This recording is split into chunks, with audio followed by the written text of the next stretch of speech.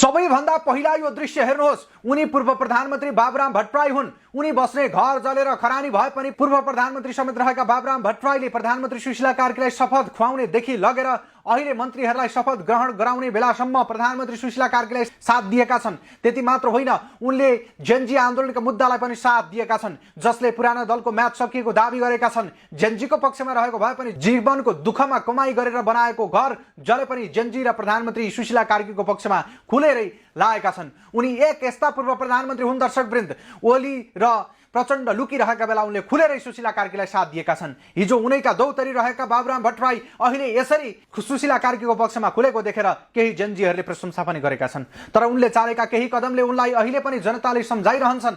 पूर्व प्रधानमन्त्री समेत रहेका डाक्टर बाबुराम भट्टराईले आवधिक निर्वाचन तोकिएको मितिमा हुनुपर्ने बताउँदै आएका छन्। बहुदलीय लोकतन्त्रमा आवधिक निर्वाचन प्रतिस्पर्धी, स्वतन्त्र र निष्पक्ष ढङ्गले हुनुपर्ने उनको भनाइ छ। एक एजेन्सीसँग कुराको क्रममा उनले भनेका रहेछन्, तोकिएकै मितिमा निर्वाचन गराउन राजनीतिक दलहरूले भूमिका खेल्नुपर्नेछ। बहुदलीय लोकतन्त्रमा आवधिक निर्वाचन प्रतिस्पर्धा स्वतन्त्र र निष्पक्ष ढङ्गले गराउने मुख्य आधार हो। लोकतन्त्रको खम्बालाई हामीले कति पनि कमजोर पार्न दिनु हुँदैन। निश्चित मितिमै चुनाव गर्नुपर्छ। पुराना दलहरू नेपाली कांग्रेस, एमाले, माओवादी केन्द्र, राष्ट्रिय प्रजातन्त्र पार्टीले आफूलाई पुनर्संरचना गर्नेमा आशंका रहेको उनको भनाइ छ। पुराना पार्टीमा अझै पनि पुराना नेताहरूकै उकुस मुकुस रहेको उनको भनाइ छ। पुराना दलहरू कांग्रेस, एमाले, माओवादी, राप्रपाको पुराना दलहरूको पुनर्संरचना हुन्छ जस्तो मलाई लाग्दैन।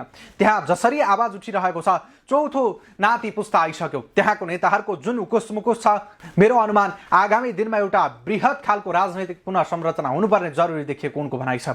जेनजी भन्ने 28 वर्षभन्दा मुनिको युवाहरूले दबाव बनाइरहे राजनीतिक पुनर्संरचना सम्भव छ। कहिलेकाहीँ भुइँको टिप्सु भन्दा पोल्टाको पनि खस्छ। त्यसमा मैले सतर्क गराउँदै आएको पनि उल्लेख गरेको छु। अन्तरिम सरकारले आगामी फागुन 21 गते प्रतिनिधि सभाको निर्वाचन तोकेको छ।